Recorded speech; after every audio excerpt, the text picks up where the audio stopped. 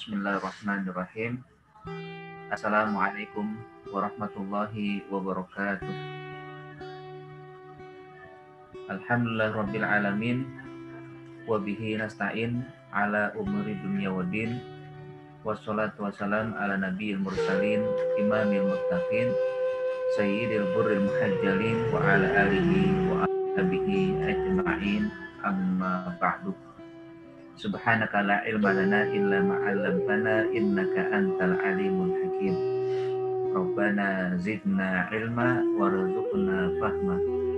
Allahumma anfa'na bima 'allamtana wa 'allimna ma yanfa'una warzuqna uluman tanfa'una. Allahumma la sahla illa ma ja'altahu sahla wa anta taj'alus sa'ba idza syi'ta sahla.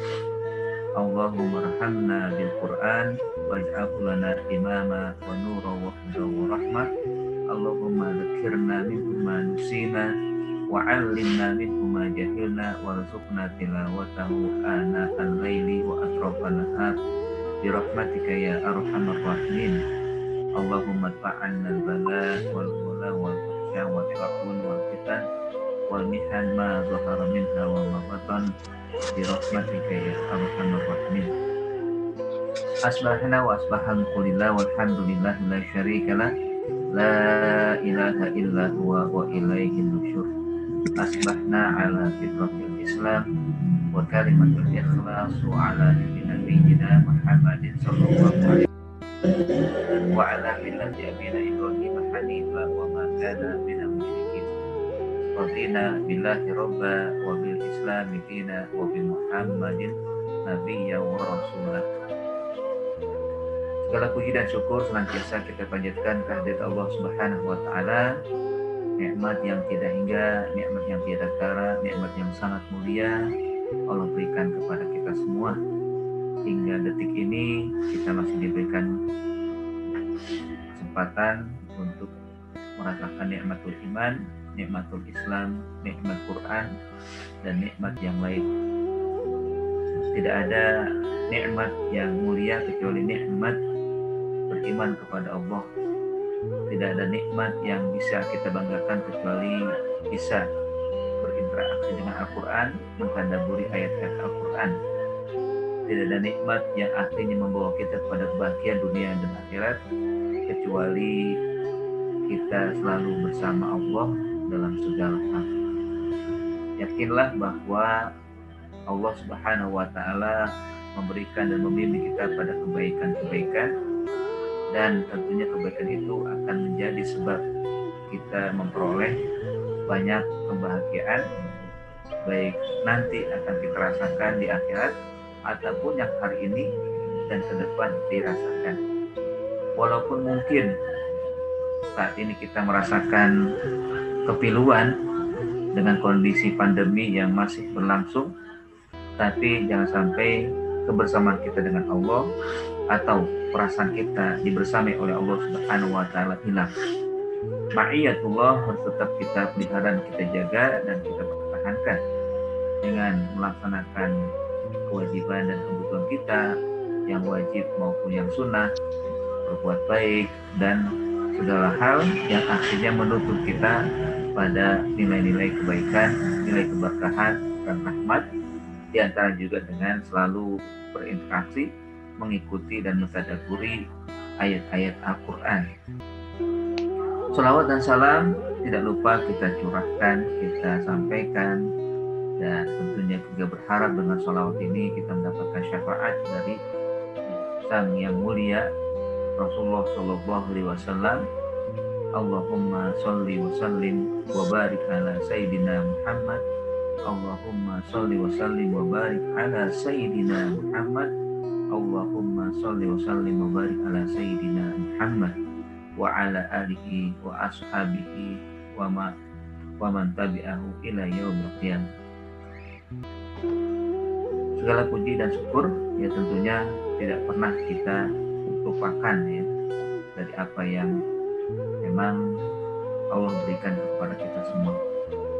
Jemaah sekalian dimuliakan Allah Subhanahu wa taala, pada hari ini kembali kita bersua, kembali kita bisa bertatap muka atau juga mengikuti kajian tadabbur surat Al-Baqarah.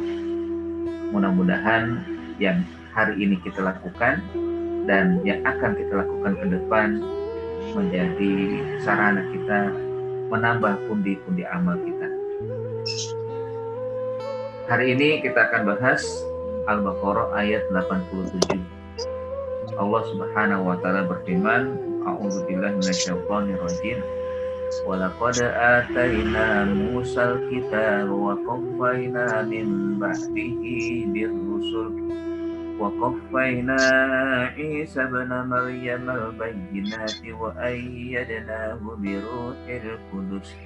Afakullama ja'akum rasulun bima la tahwa anfusukum mustakbartum wa fariqan kadzabtum wa fariqan taqattum. Dan sungguh kami Allah Subhanahu wa taala telah mendatangkan Alkitab yaitu Taurat kepada Musa, dan kami menyusulinya berturut-turut sesudah itu dengan rasul-rasul yang lain. Dan telah kami Allah Subhanahu wa taala berikan bukti-bukti kebenaran mukjizat kepada Nabi Isa putra Maryam, dan kami memperkuatnya dengan Ruhul Kudus. Apakah setiap datang kepadamu seorang rasul membawa sesuatu pelajaran yang tidak sesuai dengan keinginanmu, lalu kamu menyombongkan diri, maka beberapa orang di antara mereka kamu dustakan, dan beberapa orang yang lain kamu bunuh. Shadaqallahul azim. Ayat ini tentunya sesuai dengan risalah yang memang pertama turun di Madinah terkait dengan Bani Israel. Jadi pelajaran dan peringatan dari Allah untuk Nabi dan sahabat-sahabat, bagaimana Allah perlihatkan karakter orang Yahudi, Bani Israel, yang awalnya mereka diberikan kemuliaan oleh Allah, namun mereka tidak mensyukuri nikmat tersebut, lalu menjadi hamba yang membangkang, hamba yang selalu melakukan pelanggaran-pelanggaran terhadap syariat yang turun kepada mereka.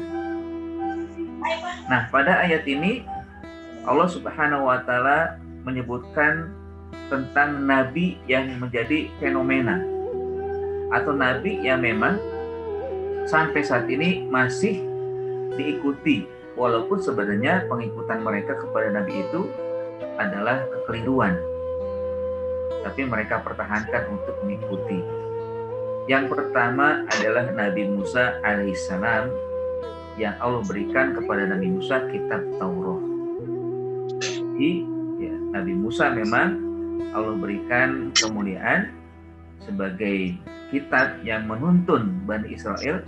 Nah, ini menjadi pangkal atau menjadi kitab utama yang diberikan oleh Allah kepada Bani Israel, yaitu Taurat. Kalau sebelum-sebelumnya memang tidak dijadikan kitab yang dijadikan pegangan, walaupun kita tahu sebelum Nabi Musa turun atau ada di sana kitab yang diberikan oleh Allah kepada Nabi Ibrahim alaihissalam, yaitu Suhuf. Tapi Suhuf ini tidak dijadikan panutan setelah itu, kecuali hanya pada saat itu saja, dan juga yang lain. Lalu setelah itu Allah sebutkan atau Allah turunkan ya Nabi Musa dengannya kitab Taurat. Nah, kitab Taurat ini akhirnya bertahan terus untuk Bani Israel, dijadikan pegangan hidup untuk mereka, walaupun tanda kutip ya Taurat ini banyak disimpangkan. Taurat ini banyak diselewengkan oleh Bani Israel yang mereka gunakan hanya untuk mencari keuntungan duniawi. Mereka jual beli, ya, sebagaimana yang pernah kita bahas sebelumnya.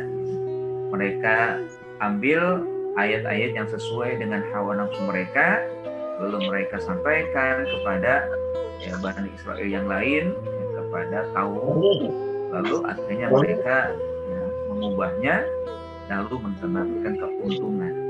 Jadi nanti diingatkan apa yang harusnya dilakukan, apa yang harus diperhatikan dalam melihat kitab yang Allah turunkan. Nah, kitab Taurat ini atau Nabi Musa ini Allah turunkan setelahnya banyak nabi, berturut-turut Nabi turunkan, Allah turunkan nabi-nabi. Artinya memang nabi adalah manusia, yang manusia itu pasti akan mengalami satu hal, yaitu kematian. Tidak akan lama mereka hidup sesuai dengan ajalnya. Makanya dalam suatu hadis Nabi SAW menyebutkan bahwa Allah Subhanahu wa Ta'ala telah tetapkan kepada setiap manusia kehidupan yang kalau sudah habis maka selesai. Nabi SAW bersabda, Inna ruhal kudusi nafasa fi raw'i. Bahwa kata Nabi, sesungguhnya Ruh Kudus itu memberitahukan kepadaku annahu lan tamuta nafsun hatta tastakmila rizqaha wa ajalha. Bahwasanya seseorang tidak akan meninggal sampai habis atau sudah cukup baginya rezeki dan ajalnya. Fattaqullaha wa ajmilu fit thalab. Karenanya bertakwalah kepada Allah dan mintalah yang terbaik kepada Allah Subhanahu wa Ta'ala. Artinya kita memang tidak tahu apa dan kapan kita mendapatkan rezeki dan bagaimana bentuknya, atau ajal kita kapan berakhir kita nggak tahu. Tapi kalau yang sudah sempurna, ya sudah, nanti Allah Subhanahu wa Ta'ala ambil nyawanya, selesai sudah tugas hidup. Nah, kembali kepada nabi-nabi.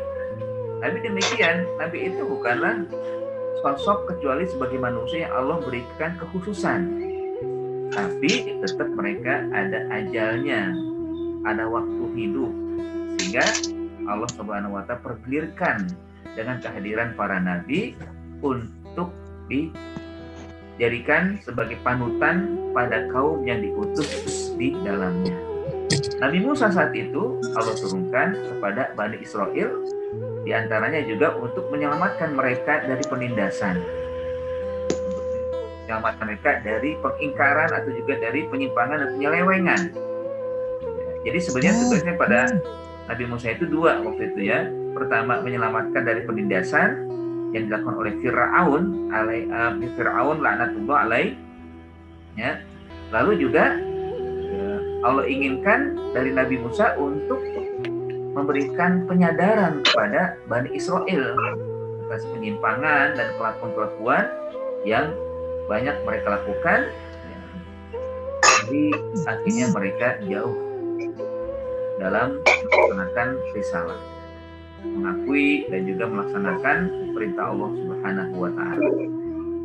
Dan tidak cukup Nabi Musa, kecuali Allah Subhanahu wa Ta'ala juga turunkan kepada mereka nabi-nabi lain. Wa qaffayna min ba'dihi bir-rusul. Maka kami iringkan dan kami terus berturut-turut berturut-turut untuk diutusnya nabi-nabi yang lain dari Bani Israel itu sendiri. Makanya kalau kita perhatikan Allah Subhanahu wa Ta'ala memang memberikan kepada mereka kemuliaan dengan diutusnya para nabi.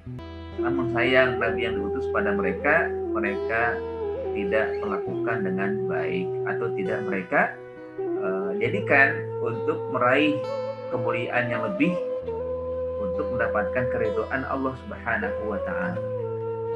Nah, jamaah sekalian, hadirin wal hadirat yang dimuliakan Allah Subhanahu wa taala, jadi kalimat yang Allah Subhanahu wa taala sampaikan ini untuk menegaskan kepada kita bahwa memang Allah anugerahkan kepada Bani Israil Nabi Musa dan juga nabi-nabi setelahnya untuk memberikan kepada mereka bimbingan.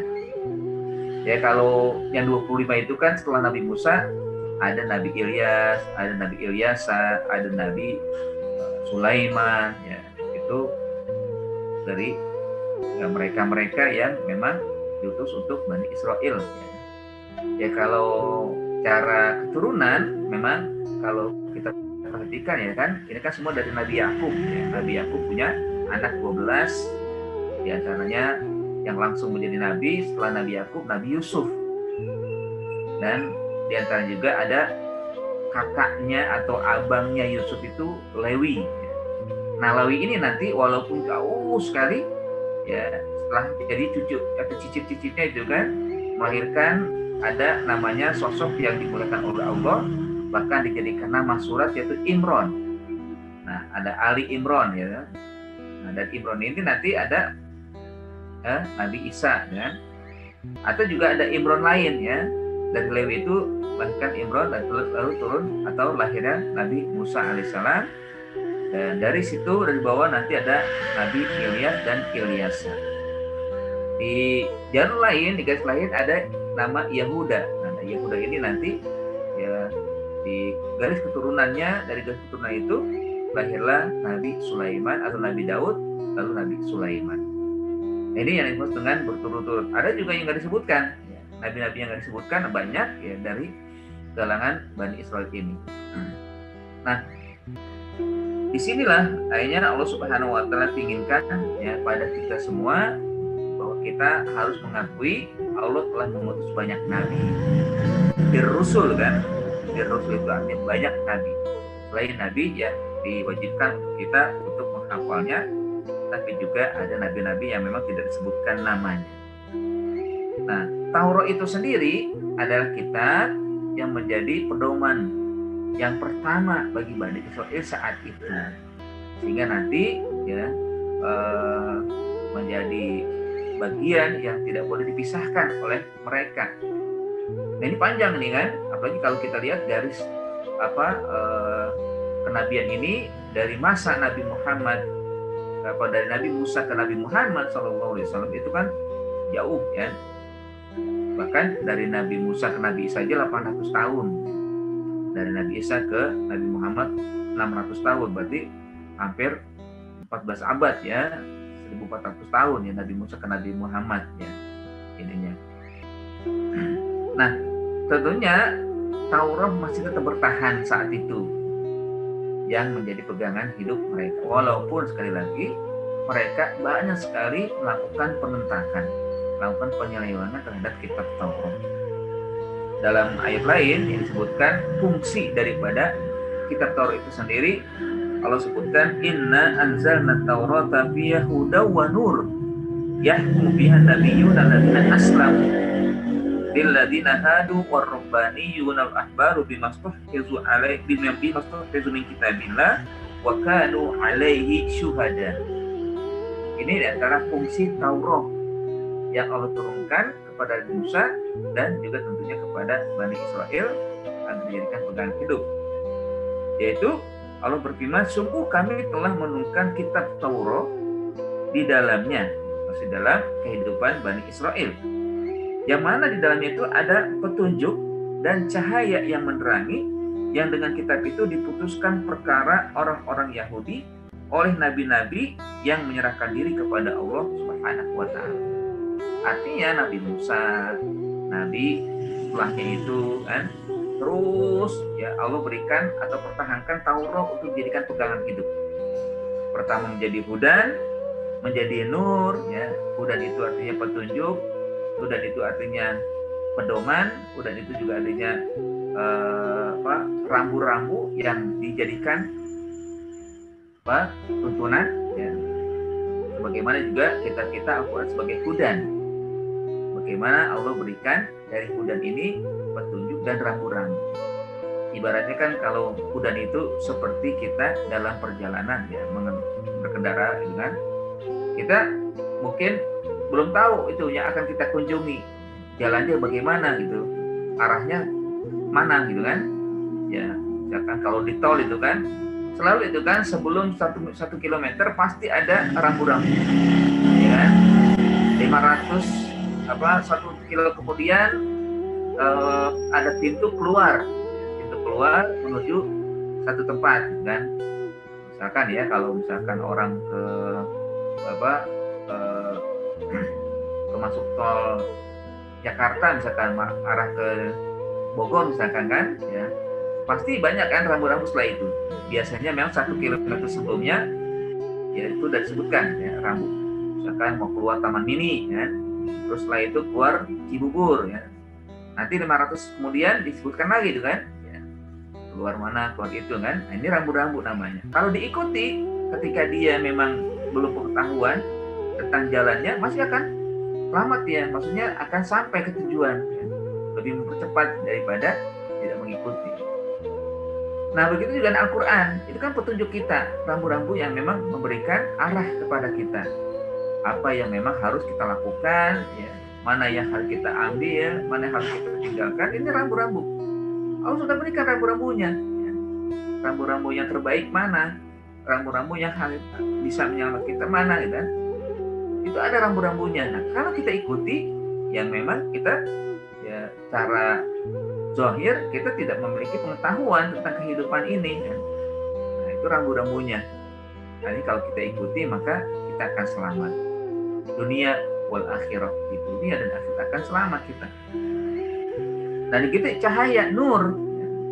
Taurat juga sebagai nur menerangi kehidupan. Dapat dibayangkan ya, kalau hari ini mati lampu ya, sampai mungkin 2 hari, coba tidak ada cahaya sama sekali, sudah pasti kita hidup dalam meraba-raba ya. Karena ada lampu. Nah, lampu inilah yang menerangi cahaya kehidupan dalam dunia ini. Nah, bagaimana kita bisa mendapatkan cahaya yang kelak akan kita mendapatkan penerangan ya, bukan hanya di dunia tapi di akhirat, yaitu dengan Al-Quran. Ya, Al-Quran itu Taurat berfungsi untuk memberikan cahaya, nur ya. Yahkum bihan nabiyyun alladzina aslamu ya. Yang mana dengan nur ini maka jadilah ya orang-orang baik Bani Israel ya, kalau kita Al-Quran bisa membuat putusan hukum ya, yang sudah dilakukan oleh mereka orang para nabi, kita juga menjadikan teladan ya.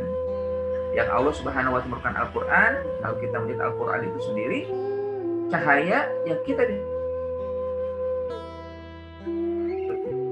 ikuti, mana yang kita jauhi, mana yang menjadi panutan, mana yang harus ya dihindari, tidak lagi menjadi panutan dan sebagainya. Ini cahaya ya, kita bersyukur mendapatkan Al-Quran ya. Nah, waktu itu memang Allah Subhanahu wa Ta'ala turunkan yaitu Taurat kepada Nabi Musa dan para nabi yang lain, dijadikan hudan dan nur lilladzina ya hadu warabbaniyul ahbar, bagi mereka orang-orang Yahudi dan mereka orang yang mendekatkan diri kepada Allah, baik pendeta-pendeta bimastahfizu min kitabillah, oleh karena mereka menjaga, memelihara apa yang diperintahkan Allah dalam kitab tersebut, dan mereka menjadi saksi wa kanu alaihi syuhada. Nah, ini yang pertama. Ini bagian daripada nikmat yang Allah berikan saat itu kepada Bani Israel, dikuatkan dan panjang waktunya Allah berikan Taurat untuk menjadi pegangan hidup mereka, hudan wa nurun. Lalu setelah itu Allah Subhanahu wa Ta'ala hadirkan nabi yang lain sebagai nabi terakhir dari Bani Israel, yaitu Isa ibni Maryam, Isa putra Maryam. Allah berfirman, wa ataina Isa bin Maryam al-bayyinati wa ayyadnahu bi ruhil qudus, dan kami telah berikan bukti-bukti kebenaran, mukjizat kepada Nabi Isa putra Maryam, dan kami memperkuatnya dengan Ruhul Qudus. Nah, ini ya yang memang terjadi dalam kehidupan ya, pengikut ya, katanya pengikut Nabi Isa. Padahal Nabi Isa sendiri tidak memberikan ajaran seperti itu kan. Yang dengan Trinitas, ada Ruhul Kudus, ada Tuhan ya, Anak, Tuhan Ibu kan, Tuhan Bapak ya gitu kan. Itu kita nggak singgung lah. Tapi ini yang ditetapkan oleh Allah sini sebenarnya Ruhul Kudus itu siapa? Ya kan? Siapa Ruhul Kudus itu? Bukanlah Tuhan. Ruhul Kudus itu ya hamba Allah. Dalam tafsirnya disebutkan bahwa Ruhul Kudus itu adalah malaikat Jibril alaihissalam. Jadi Allah berikan kemuliaan kepada Nabi Isa dengan kitab Taurat dan ada dukungan atau diperkuat atau dibela menjadi pembela Nabi Isa saat itu adalah Ruhul Kudus, malaikat Jibril. Dia bukan Tuhan, ya, bukanlah ya sebagai bagian yang harus disembah, nggak boleh. Dia hanyalah pembantu atau sekedar perkokoh ya, penguat dari ajaran Nabi Isa alaihissalam. Nah, kalau Nabi Musa tadi Allah turunkan kepadanya Taurat, nah Nabi Isa Allah berikan kepadanya Injil sebagai bayinat, sebagai bukti-bukti kebenaran Nabi Isa alaihissalam, dan diperkuat oleh Allah Subhanahu wa taala dengan Jibril alaihissalam. Wa ataina Isa ibn Maryam al-bayyinati, artinya Allah berikan bukti-bukti yang nyata akan kebenaran Nabi Isa. Dan wa ayyadnahu biruhil kudus. Jadi Ruhul Kudus itu bukanlah Tuhan. Ruhul Kudus itu bukan yang harus disembah. Yang disembah tetap satu, Allah Subhanahu wa taala. Sementara yang disebutkan Nabi Isa itu adalah nabi manusia biasa, manusia yang Allah berikan kemuliaan. Bahkan ya Allah berikan kepadanya kemuliaan berupa ya lahir tanpa ya ayah dan memberikan banyak ya, mukjizat, baik bisa menghidupkan orang yang sudah mati, menyembuhkan orang yang sedang sakit tanpa bisa diobati ya, atau tidak ada obat yang bisa mengobatinya, dan lain-lain ya. Semua itu adalah mukjizat yang mendukung akan kenabian seorang nabi yang adalah Nabi Isa alaihissalam. Nah, bukti bahwa memang Nabi Isa sebagai nabi adalah dengan dua hal tadi, al-bayyinat yaitu kitab Injil, dan Ruhul Kudus yang memperkuat akan kenabian Nabi Isa alaihissalam. Nah, bagi kita sebagai umat Nabi Muhammad berkewajiban beriman kepada mereka semua, Nabi Musa dan Nabi Isa, yang tidak boleh kita beda-bedakan, semuanya adalah nabi. Ya, kita percaya kepada Nabi Muhammad dan percaya juga kepada nabi-nabi lain. Hakikatnya kita juga patut membela ketika ada orang-orang yang menistakan nabi lain selain Nabi Muhammad ya. Misalkan ada Nabi Isa dianggap sebagai Tuhan, ini menistakan ini. Kita berkewajiban membela, memberikan penjelasan kepada mereka bahwa Nabi itu adalah manusia yang Allah berikan kemuliaan, bukanlah Tuhan yang disembah, kan gitu. Sehingga ya, tentunya sebagai wujud keimanan kita berkewajiban untuk menjelaskan apa hakikat yang harus ya diperhatikan ya, atau tentunya ya, bagaimana caranya untuk tidak menjadikan Nabi Isa sebagai Tuhan sebagaimana yang dipersepsikan oleh kelompok yang lain ya, atau mengikut agama lain. Namun di sini Allah Subhanahu wa taala setelah menjelaskan dua nabi ini dengan kitab ya memang dijelaskan yang kepada kita semua ya, kenapa cuma dua doang di sini, Nabi Musa dan Nabi Isa? Karena memang yang sampai hari ini dianggap sebagai pengikut dan kitab yang dianggap sebagai kitab yang masih ada adalah Taurat dan Injil. Walaupun ada yang lain ya misalkan kitab yang di luar agama Samawi yang ada Buddha juga ada yang lain, tapi yang Samawi ini ya, jadi Taurat dan Injil. Dan Allah Subhanahu wa taala sebutkan ini karena memang hampir banyak ya dari penduduk dunia ini yang merasa mengikuti, apakah Yahudi ya, yang mengklaim sebagai ya anak turunan dari Nabi Sulaiman atau Nabi Daud atau ke atas Nabi Musa alaihissalam, atau ya Bani Israel yang lain yaitu pengikut Nabi Isa alaihissalam. Nah, jamaah sekalian yang dimuliakan Allah Subhanahu wa taala. Nah, ini yang menjadi inti nanti yang kita lihat adalah disebutkan oleh Allah, afakullama ja'akum rasulun bima la tahwa anfusukum mustakbartum. Apakah ketika datang kepada kalian utusan-utusan yang tidak sesuai dengan hawa nafsu kalian, kalian menjadi sombong? Ini artinya memang risalah itu tidak mesti sesuai dengan hawa nafsu kita. Risalah yang Allah turunkan itu tidak harus sesuai dengan keinginan kita. Tapi bagaimana kita yang harus mengikuti risalah itu? Ya, jadi Allah turunkan kitab, baik yang sebelumnya atau yang sekarang ini Al-Quran, itu kan mendunia. Yang namanya mendunia itu ada yang mungkin sesuai dengan kelompok sana, ya, atau ada juga yang tidak sesuai. Ada juga yang di kita mungkin sesuai, tapi ada juga nggak sesuai gitu. Artinya jangan sampai kita merasa nggak sesuai dengan keinginan kita, tidak sesuai dengan hawa nafsu, nggak mau, ya, nggak usah diikutin, ya. Bukan. Memang ada kadang ada ayat berat untuk kita, ada ayat tidak sesuai dengan keinginan, ada ayat yang tidak ya bisa kita dapatkan ya sesuai dengan keinginan kita. Bukan begitu. Tapi bagaimana kita mengikuti apa yang memang sudah Allah turunkan. Risalah itu sudah pasti memang mendunia, yang kadang-kala ada yang sesuai, kadang-kala ada yang tidak sesuai. Tapi bagaimana kita menyesuaikan diri, ya? Kita lah yang harus menyesuaikan diri kepada risalah itu.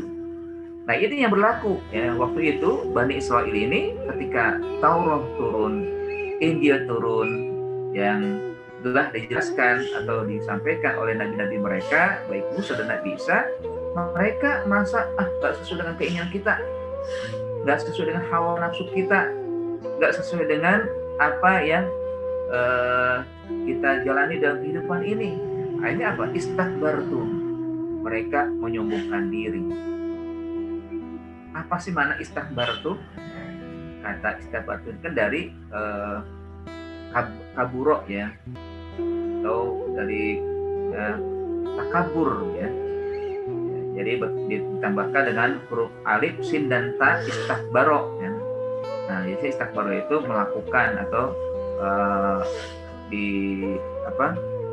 dijadikan kehidupan itu dengan penuh kesombongan. Nah, sementara takabur artinya dua, sebagaimana yang disampaikan oleh Nabi, ya. Bukan dua, maksudnya cirinya dua, ya. Apa itu? Gomtunas, batrul haq wa gomtunas, ya, itu takabur. Bahwa takabur itu maknanya adalah menolak kebenaran dan menilai orang sebelah mata, melihat orang dengan sebelah mata, artinya mencibir atau juga menghina orang lain.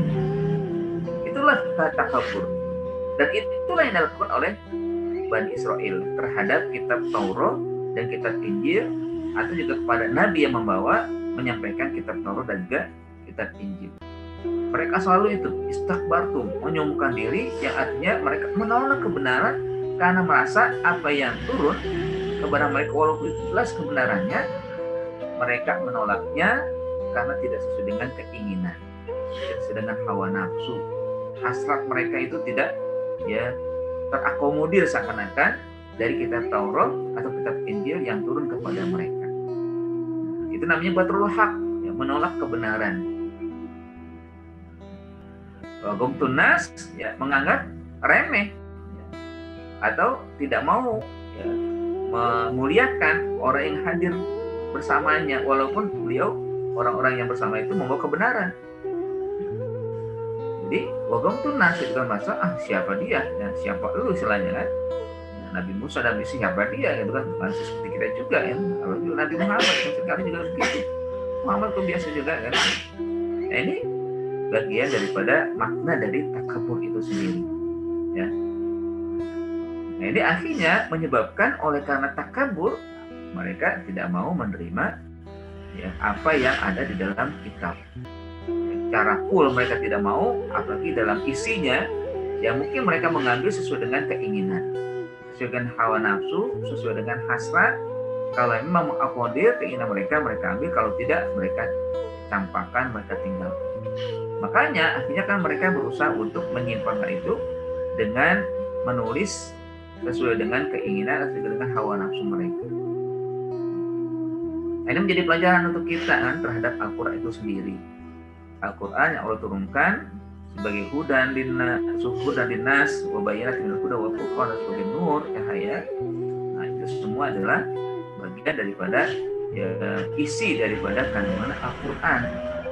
Yang kadang-kala mungkin Al-Quran itu tidak mengakomodir keinginan kita atau tidak sesuai dengan keinginan. Tapi sadarlah atau yakinlah bahwa Al-Quran itu pasti akan memberikan petunjuk walaupun kita merasa melaksanakannya berat atau tidak sesuai dengan hasrat keinginan kita. Karena memang nggak harus sesuai dengan keinginan kita yang harus menyesuaikan diri kan gitu. Al-Quran ya bagaimana perintahkan untuk jihad. Ada orang yang nggak mau jihad, ya. Berat, ya. Bikin orang sengsara aja dengan perang, ya. Sakit lah, terkena inilah terkena itu kan. Mungkin enggak. Al-Quran yang perintahkan itu untuk mulai mungkin berat. Al-Quran yang perintahkan untuk bersedekah, ya mungkin berat. Ya kan istilahnya manusia itu macam-macam ya. Makanya karena macam-macam itu ya bisa jadi satu sisi ada yang bisa diterima atau sesuai, satu sisi lain tidak diterima. Tapi hakikatnya memang kitalah yang harus menyesuaikan diri pada Al-Quran, bukan Al-Quran yang harus menyesuaikan pada diri kita. Jangan sampai akhirnya ketika tidak sesuai istakbarna. Ya, kalau dikatakan kalau nggak sesuai kita jadi sombong. Ya, maknanya apa? Ya itu tadi batrul haq, ya tidak mau menerima kebenaran yang jelas-jelas itu kebenaran. Ya semua yang ada dalam Al-Quran pasti benar. Semua yang termasuk dalam Al-Quran, apa yang Allah turunkan adalah al-haq, kebenaran yang mutlak, yang harus kita terima, yang harus kita jalani. Dan wagom tunas, jangan sampai mencibirkan orang, ya. Jangan sampai menganggap orang yang membawa kebenaran atau yang menyampaikan kebenaran dari Al-Quran itu ya sesuatu yang tidak bisa diterima ya, atau tidak mau ya mengikuti ya. Apalagi Rasulullah SAW yang sudah menyampaikan, para sahabat juga sudah menerapkan dan lain-lain yang sampai saat ini masih dan banyak, mudah-mudahan kita termasuk di dalamnya yang berusaha untuk menerapkan Al-Quran dan memahami Al-Quran dengan sebaik-baiknya. Nah, ini jangan sampai terjadi. Apa yang terjadi begitulah memang dalam kisah Bani Israel, baik dari Nabi yang diutus pada mereka Nabi Musa bersama kitab Taurat, dan bersamanya juga ada Nabi yang lain setelah itu Nabi Isa ya, dan kitabnya adalah Injil. Artinya apa? Ketika setelah mereka tidak sesuai, ya malah nggak sesuai dengan keinginan mereka, fafariqan kadzdzabtum wa fariqan yaqtulun. Ada sebagian kelompok mereka yang akhirnya mendustakan, ya tidak mau beriman, ya, mengingkari apa yang ada dalam kitab Taurat dan Injil, dan juga fariqan yaqtulun. Mereka bahkan berusaha untuk membunuh, ya, melenyapkan para ya, juru dakwah atau para nabi yang diutus kepada mereka. Ini kan jadi dua hal itu kan. Jadi risalahnya didustakan, yang membawakannya juga dikejar-kejar untuk dibunuh kan. Ini ya naif sekali itu kan. Ya, inilah yang kalian memang merasa mereka tidak sesuai dengan keinginan mereka. Ya, mereka merasa ini ya tidak mengakomodir segala sesuatu yang mereka ya senangi. Ya, karenanya harus kita jadikan sebagai tatanan kehidupan kita ini yang harus kita pahami bahwa risalah itu memang tidak mesti mengikuti hawa nafsu kita. Al-Quran yang cara khusus tidak harus sesuai dengan hawa nafsu kita. Kitalah yang harus berusaha untuk menyesuaikan diri hawa nafsu kita sesuai dengan Al-Quran. Karena ya risalah itu kan milik Allah, Allah yang tahu. Ya. Allah pasti memberikan risalah itu sesuai dengan semuanya. Maksudnya bukan sesuai semuanya itu mengikuti, tapi bagaimana bisa memberikan petunjuk untuk semuanya. Yang satu sama lain memang berbeda. Allah berikan kehidupan kita berbeda-beda. Nggak ada yang sama. Dari jenis kelamin sudah beda. Ada laki, ada perempuan. Karakternya sudah berbeda. Ada juga yang kaya, yang miskin, yang punya ilmu, yang tidak punya ilmu, yang tingkatnya dari sisi sosial juga berbeda, sisi pengetahuannya berbeda, sisi karakter berbeda, macam-macam. Sehingga dengan berbagai macam ini, Al-Quran yang satu, Al-Quran yang memang sudah mutlak milik Allah, Allah inginkan menjadi panduan seluruh umat, yang mungkin satu sisi, ya cara kasat mata kita nggak sesuai, nggak sesuai dengan keinginan kita, dengan hawa nafsu, ya udah terima aja. Karena memang belum tentu harus sesuai dengan keinginan kita, tapi kita yang harus menyesuaikan diri itu. Sekali lagi kita ingatkan gitu kan, ya harus kita yang menyesuaikan diri kepada Al-Quran. Ya kalau mereka kan waktu itu begitu, ini nggak sesuai, akhirnya dibuatlah bagaimana sesuai dengan keinginan mereka. Ya. Kalau dalam ayat sebelumnya kan katakan qaulul ladzina yaktubuna kita bi aidihim, ya wa'illahu mimma katabat aydihim wa'illahu mimma kasabun. Ini mereka berusaha untuk menulis kembali Alkitab, baik Taurat dan Injil. Nanti yang sesuai mereka tulis, yang sesuai diabaikan, ya. Sehingga akhirnya terjadi penyimpangan yang besar, ya. Hanya untuk mendapatkan keuntungan secara duniawi atas tulisan kerja mereka. Nah, kita bersyukur ya Allah berikan dan kita menjadi umat terakhir yang Allah turunkan untuk kita semua Al-Quran. Nah, Al-Quran ini ya terjaga dan terpelihara, dan kita tentunya bersyukur ya mengikut Nabi Muhammad SAW ya, memiliki kitab Taurat atau kitab Al-Quran yang dengan kitab ini kita bisa mendapatkan petunjuk ya, dari berbagai sisi. Ya, walaupun sekali lagi ya kita memang harus yang menyesuaikan diri kepada Al-Quran, bukan Al-Quran yang harus menyesuaikan diri kepada kita. Ya, kan kadang ada juga ya katanya Al-Quran udah lagi nggak relevan, Al-Quran sudah lagi tidak sesuai dengan zaman. Bukan begitu. Al-Qurannya memang sudah utuh begitu. Nah, sebenarnya zaman yang kita lewatin yang harus mengikuti Al-Quran, bukan Al-Quran yang mengikuti zaman. Memang zaman juga bisa saja, ya. Berarti Al-Quran itu bisa dipahami nanti dalam kehidupan zaman ini, ya. Tapi nanti bukan arti diutak-atik, misalkan yang sering ya kita dapatkan ya dari banyak orang-orang yang tidak suka dengan ya, umat Islam yang berpegang kepada Al-Quran, ya, bahwa Al-Quran itu tidak lagi relevan terkait dengan warisan. Ya kenapa kok harus 2-1 kan, laki 2 perempuan 1 ya? Kenapa ya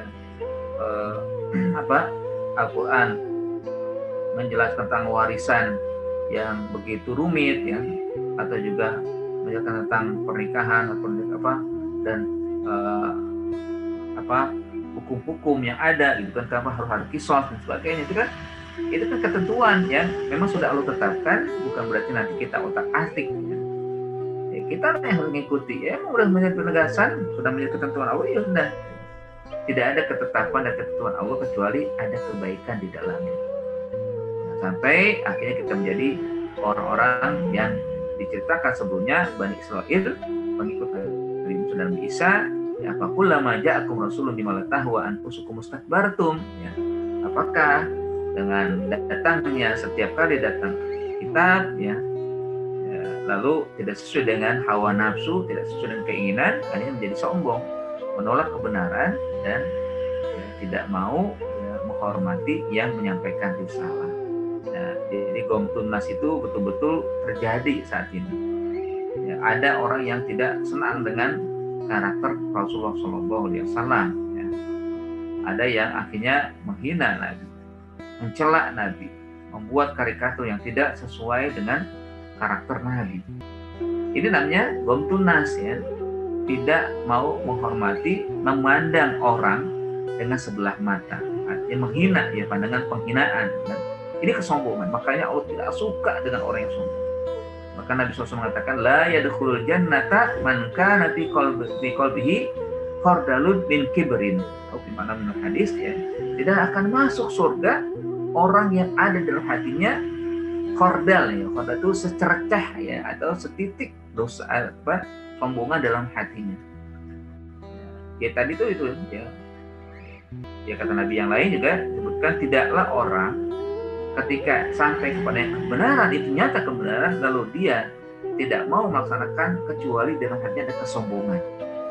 Ya, adalah orang yang sampai kepada yang kebenaran, nyata kebenarannya, ada bukti-bukti kebenaran itu, lalu dia tidak mau melaksanakannya kecuali dia adalah orang yang dalam hatinya ada kesombongan. Nauzubillah. Ya, semoga kita terhindar dari itu semua. Ya. Nah, jemaah sekalian rahmat Allah Subhanahu wa taala, akibat ya tentunya ada akibat di sini kan yang disebutkan di akhir ayat, akibat dari kesombongan atau juga dari penolakan ya, karena memang tidak sesuai dengan keinginan mereka ya, mereka melakukan dua hal tadi ya, fafarikon kadzabtum ya, di antara kelompok manusia yang mendustakan, tidak mau mengimani, terus berusaha untuk mencari celah-celah ya.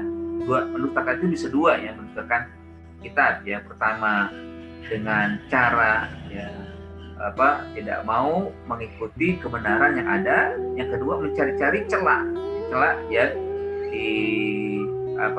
bisa ditemui ya, bahwa kitab ini memang tidak sesuai dengan keinginan mereka atau tidak relevan dengan kehidupan mereka.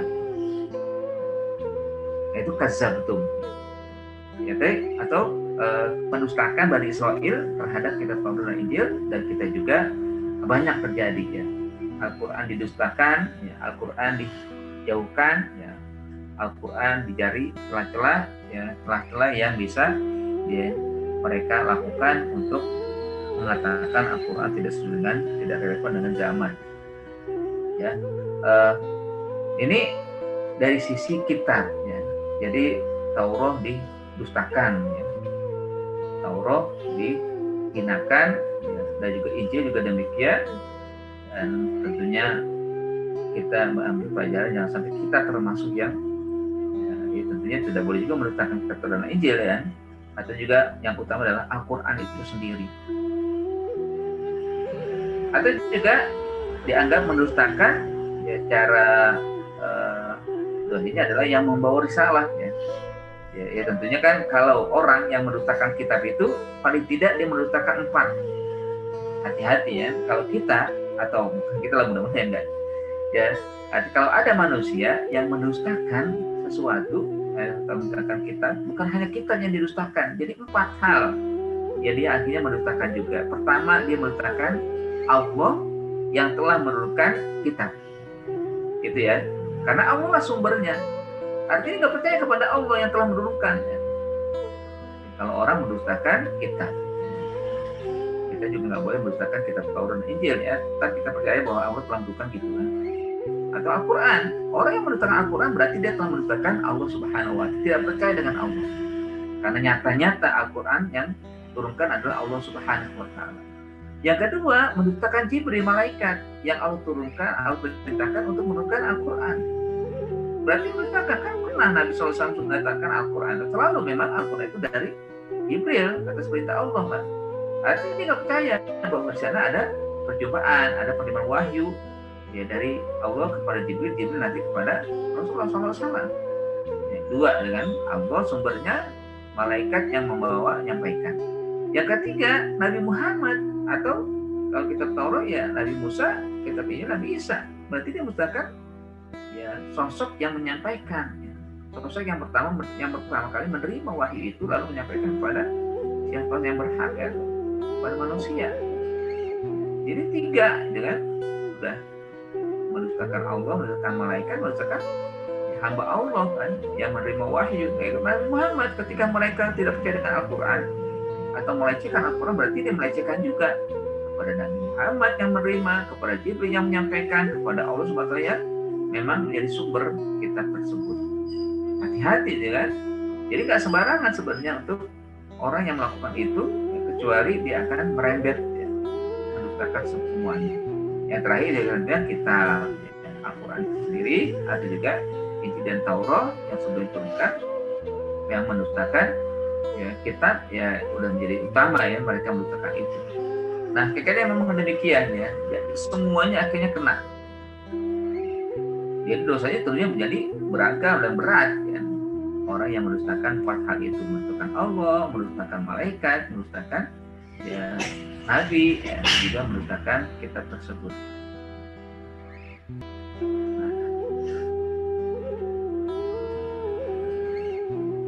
Jadi itu yang kita waspadai ya, kita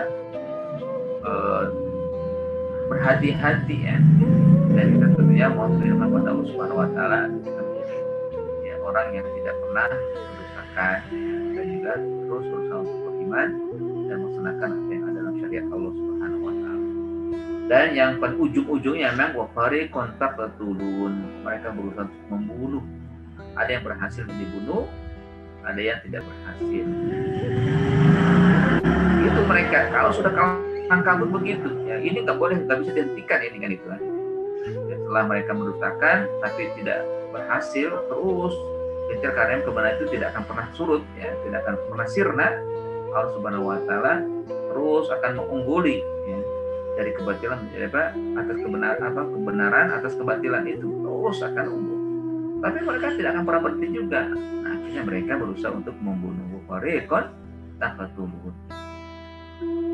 Wafarikon yaqtulun, Wafarikon taqtulun. Di antara kalian ada yang berusaha untuk menyamkan membunuh nabi-nabi. Nabi Musa pernah juga berusaha untuk dibunuh. Nabi Isa apalagi kan. Walaupun akhirnya Nabi Isa tidak mati, diangkat oleh Allah Subhanahu Wa Taala ketika kaumnya berusaha untuk membunuh.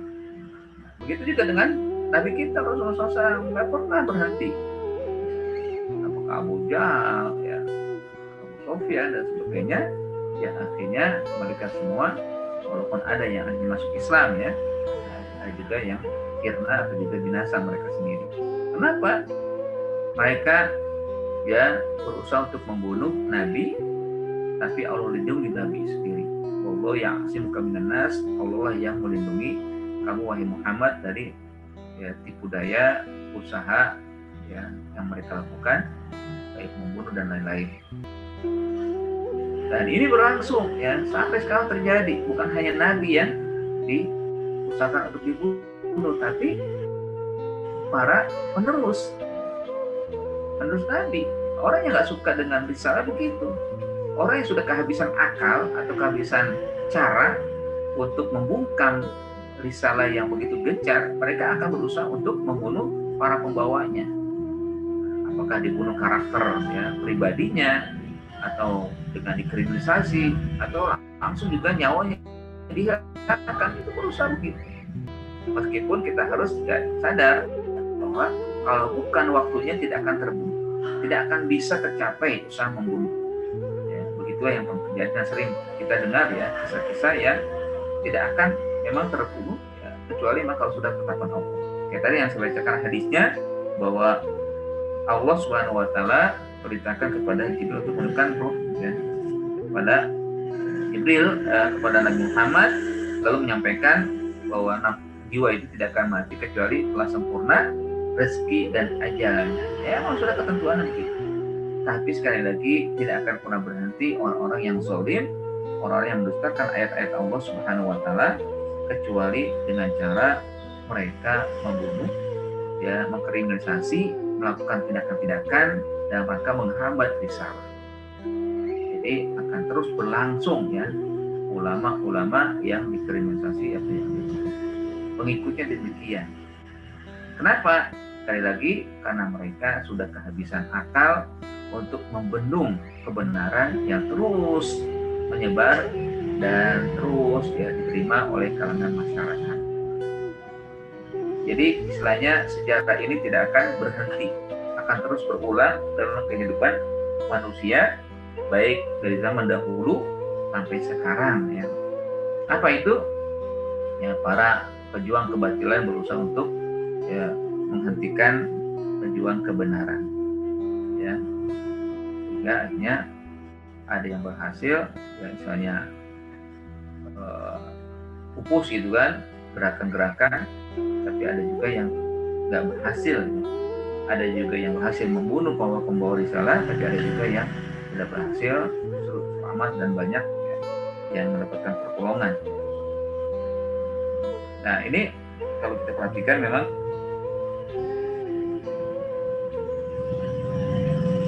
ya, kalau peringatkan untuk kita semua. Nah, di ayat 88-nya Allah berfirman wa qalu qulubuna ghulf bal anahumullahu bikufrihim wa qalilan ma yu'minun. Mereka menyangka dan berkata, hati kami tertutup.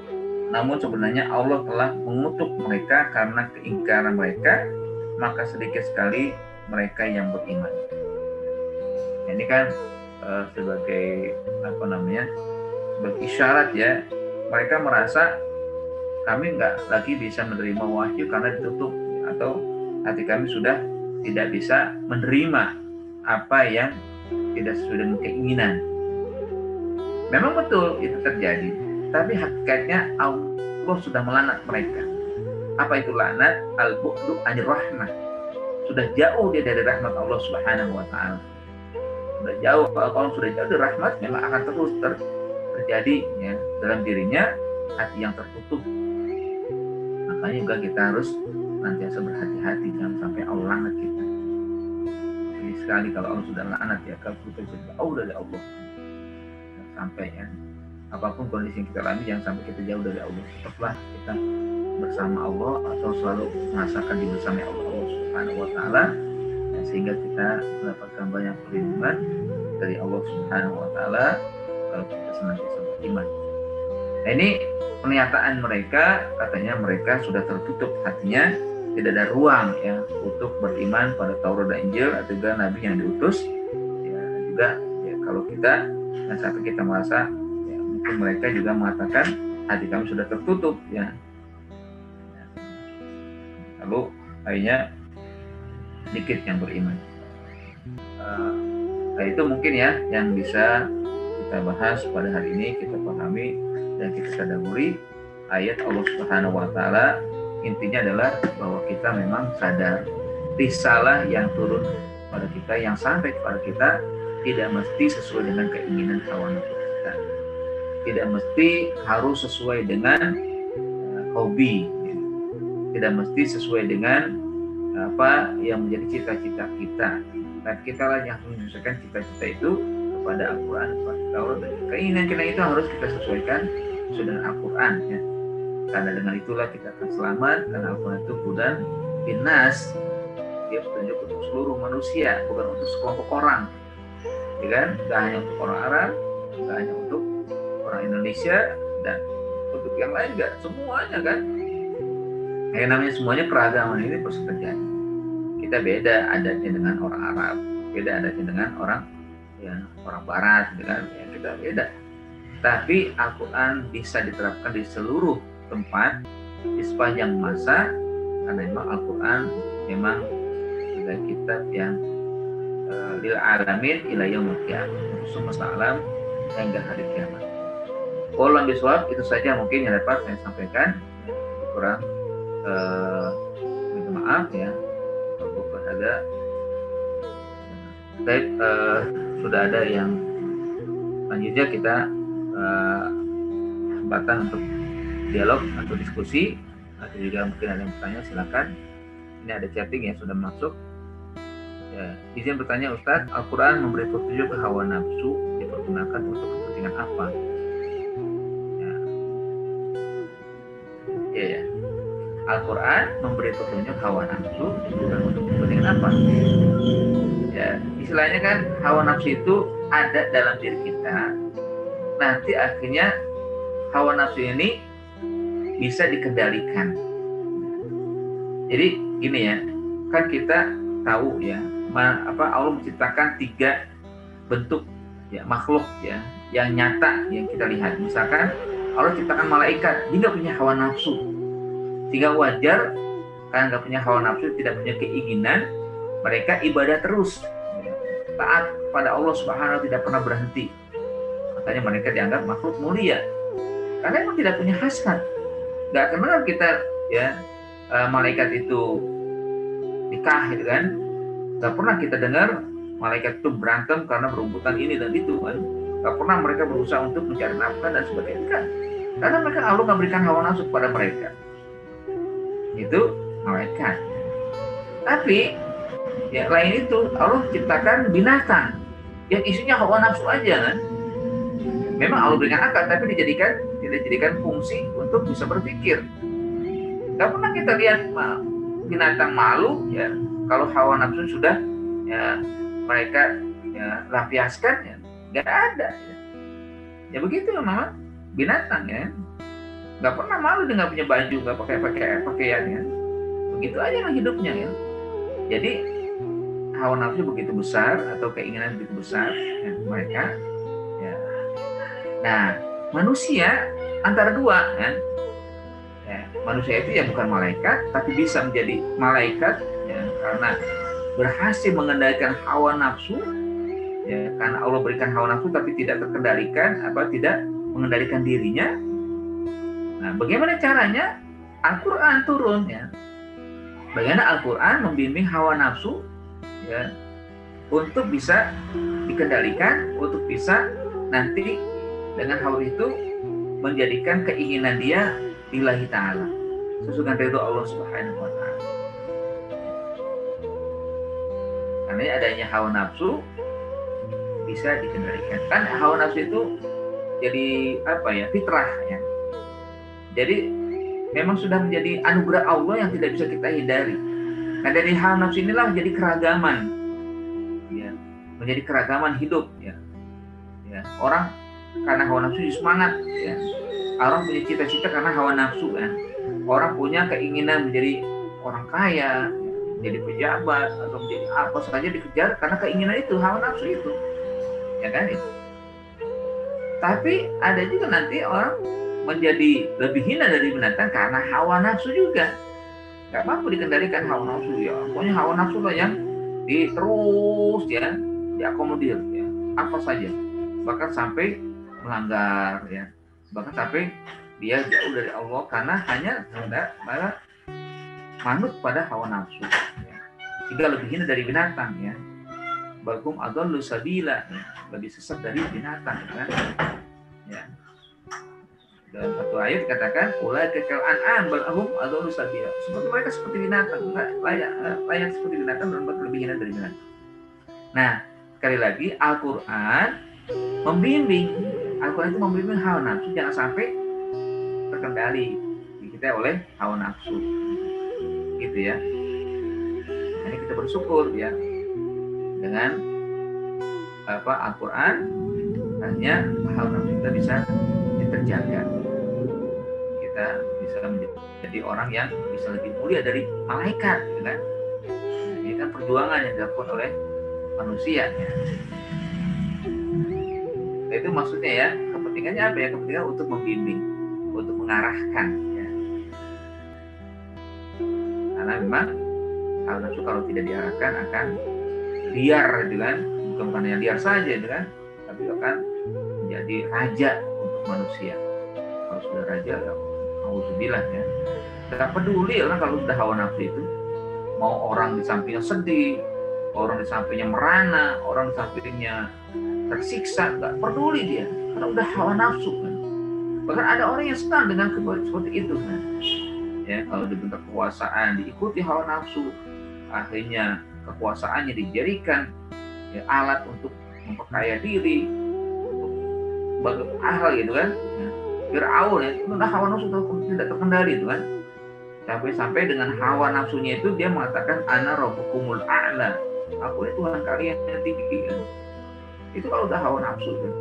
Makanya Allah utus Nabi dan bersamanya Taurat ya, dan itu namanya Injil kan, yang Saudara Isa untuk bagaimana ada petunjuk yang akhirnya bisa mengendalikan hawa nafsu mereka.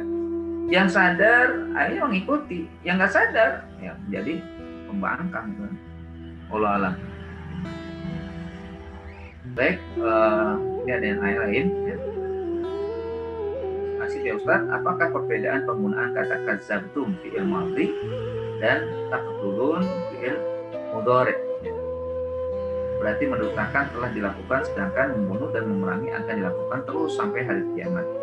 Dengan kata lain, ya, orang yang membunuh para pewaris Nabi dan para dai hari-hari ini termasuk membunuh karakter seperti kata Ustaz tadi, ya, dilakukan juga oleh orang Islam yang punya karakter Bani Israel.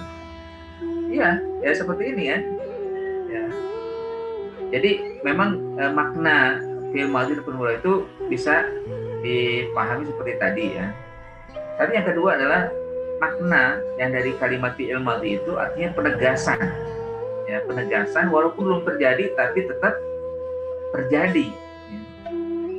Bahwa manusia itu cara tegas Allah sebutkan pendusta atau yang mendustai, tidak mau percaya pada kitab risalah yang sampai kepada mereka. Kadzabtum. Contohnya kan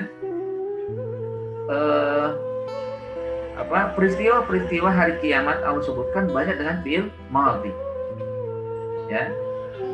Allah sebutkan dengan bukan fi'il mudhari. Ya. Kenapa Allah mengatakan idza yaqa'ul waqi'ah dengan? Tapi Allah katakan idza waqa'atil waqi'ah. Fa idza ja'atis sakhah. Fa idza ja'atit tamah, bukan fa idza jaji'u. Padahal belum terjadi. Kenapa kan fi'il madhi? Artinya pasti ya. Suatu yang yakin itu terjadi dalam kehidupan. Oh, kiamat akan terjadi walaupun belum terjadi. Nah, disebutkan kan fi'il madhi. Nah, begitu juga dengan bentuk ini, ya itu ada dua makna jadinya kan. Memang sudah terjadi kadzabtum dilakukan oleh Bani Israel, tapi juga kelak akan terjadi lagi. Ya, pasti terjadi nanti pendustaan terhadap nabi ya, atau risalah kitab yang turun kepada mereka. Kadzabtum itu dari sisi kitabnya ya terjadi. Jadi kalau dilihat dari yang historis ya memang sudah terjadi kan di kalangan Bani Israel kan, atau nabi-nabi sebelumnya kan, mereka dikejar-kejar sampai susah dibunuh, itu terjadi. Kadzabtum, kalian telah melihat bagaimana pendustaan mereka dari Bani Israel. Atau kadzabtum, kalian pasti akan melakukan lagi. Kecuali yang sadar saja, kecuali yang mau selamat. Yang enggak ya begitu kadzabtum lagi. Jadi tegas ya, penegasan akan terjadinya peristiwa pendustaan. Nah kalau taqtulun, nah itu sesuatu yang memang akan berlangsung terus, berkesinambungan ya, orang-orang yang berusaha untuk membunuh para utusan Allah Subhanahu wa taala, para pelanjut nabi yang hari ini masih banyak ya. Jadi ya memang betul umat Nabi Muhammad ya ada sebagian yang nanti seperti ya Bani Israel ya. Kan semuanya sebagai umat Nabi Muhammad ya, bukan umat Nabi yang lain ya. Ya kan? Jadi walaupun mereka yang mengklaim sebagai pengikut Nabi Isa terus jaga Nabi Muhammad, Nabi Musa, akhirnya bukan pengikut Nabi yang mereka sebutkan, mereka semua pengikut Nabi Muhammad. Karena kan setiap Nabi diutus oleh Allah, nanti yang Nabi sebelumnya itu ngikut Nabi yang saat itu diutus. Nah kan selesai sudah Nabi Isa. Karena kita ada berada di eranya Nabi Muhammad. Ya. Rasulullah SAW itulah yang menjadi keyakinan kita, atau harus kita sadari, kita pahami bahwa kita ini semuanya yang ada di dunia adalah pengikut Nabi Muhammad. Nah, karenanya ya sebagai pengikut Nabi Muhammad kita nggak boleh ya, meragukan ya. Tapi ada juga seperti pengikut Nabi Muhammad yang berusaha untuk membunuh para pewaris atau para penerus ya. Apakah pembunuhan itu dengan kasat mata, dengan cara yang betul-betul dilakukan membunuh, atau dengan membunuh karakternya, dihinakan ya, pokoknya dilakukan dengan penghinaan-penghinaan yang secara fisik ya, tapi secara psikis ya, itu memang terjadi. Yang ini akhirnya perlu kita waspadai juga. Prediksi Allah atau kenyataan Allah itu sudah jelas ya. Nah, ya kita bukan berarti nanti ya udahlah kalau emang sudah begitu kita ikut aja, enggak. Kita tetap ada usaha. Maka kenapa ada kutip terjadi perang itu kan di zaman Nabi Muhammad, karena memang mereka mempertahankan diri, eksistensi diri mereka dipertahankan ya dengan bentuk-bentuk yang nyata itu berperang ya. Tapi kan memang semua itu nanti sesuai dengan perintah Allah. Jadi itu mungkin ya yang bisa saya sampaikan atau saya jawab ya dari pertanyaan yang kedua tadi.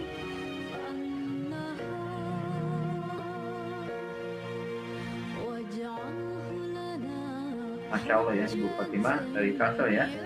Ya mudah-mudahan ya teman-teman atau saudara-saudara kita baik yang muslim atau yang sebangsa yang memang sedang mendapat ujian wajib Allah berikan keselamatan, kesabaran, ketabahan, dan juga Allah berikan ganti yang terbaik lah ya untuk mereka dari musibah yang sedang mereka alami. Ya, kita tidak bisa memberikan apa-apa kecuali ya doa ya, doakan mereka semua. Ini ya, diantara apa satuan kita ya, kita berusaha untuk memberikan support kepada teman-teman atau saudara-saudara yang sedang mengalami musibah. Musibah itu di mana saja pasti terjadi ya, ada ya dalam ketetapan Allah demikian. Tapi bagi kita yang selamat tentunya bukan berarti menyembuhkan diri, angkuh, tapi berusaha untuk waspada, mawas diri, karena belum tentu kita selamat dari berbagai musibah. Kalaupun terjadi, Allah berikan kesabaran. Baik, yang lain mungkin ada, silakan.